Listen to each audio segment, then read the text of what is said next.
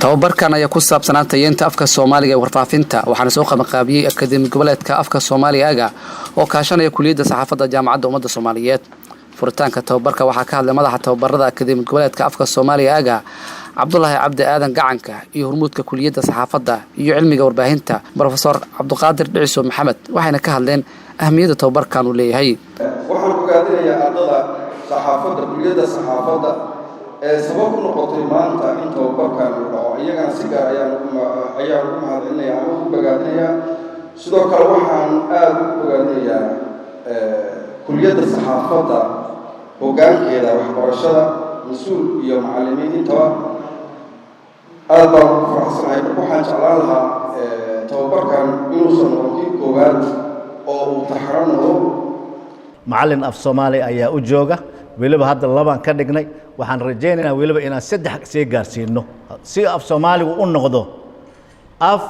ay siday doonaan ay u adeegsan karaan hadduu alle idmo marka tababarda noocaana aaga ma noqonayso maalintii ugu horeysay ma noqonayso maalintii ugu dambeysay inta aan jirno kulliyadda saxaafadda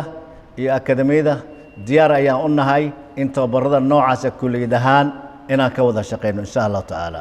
Gudoomiyaha guddiga warfaafinta dhaqanka iyo isgaarsiinta xildhibaan Khalid Macow Cabduqaadir ayaa soo dhaweeyay in dhalinyarada Soomaaliyeed la baro afka hooyo waxaana kula dardaarmay inay ka faa'iideystaan.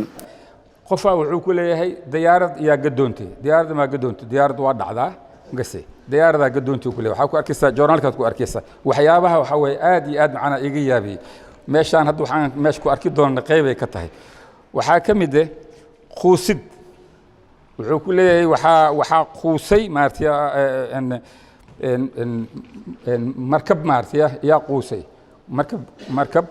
waa degay ma ogtahay markab waa degay ma quusay quusid waxa wixii maartay hoostagaya hadana soo noqonayo afafkaas waxa afafka iyo waxyaabaha aan ku arkeyno jooy wargeysyada oo hadda aan meelahan aan arkayo maartay waxyaabaha lagu sixi doono inay macna ka mid tahay Soomaaliga uu dhismo anagana aan danayno maadaama aan leenahay maartay suugaan fiican maartay soo horumarsan sida leeyahay waxa way in la cilmiyeeyo oo la tayeeyo mas'uuliyaddu waxay ku soo wareegaysaa inteena meesha fadhiso in la mid oo banaanka joogto ay ku soo wareegaysaa oo looga baahan yahay wax allaale waxaan hanti leenahay oo dhaqankeena ah asaa ururin kara afka waa markuu fiican yahay uu saxan yahay yaa lagu ururin karaa oo qof walbo wax og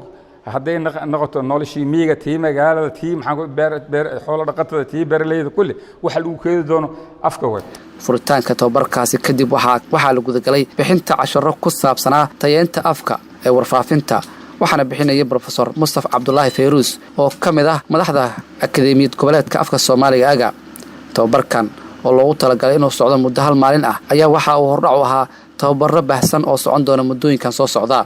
in ku dhow 100 xubnood oo ka tirsan ardayda Kulliyadda Saxaafadda iyo Cilmiga Warfaafinta ee Jaamacadda Ummadda Soomaaliyeed ayaana ka faa'iideystay. Cabduqaadir Shacab, Warbaahinta Qaranka, Muqdisho.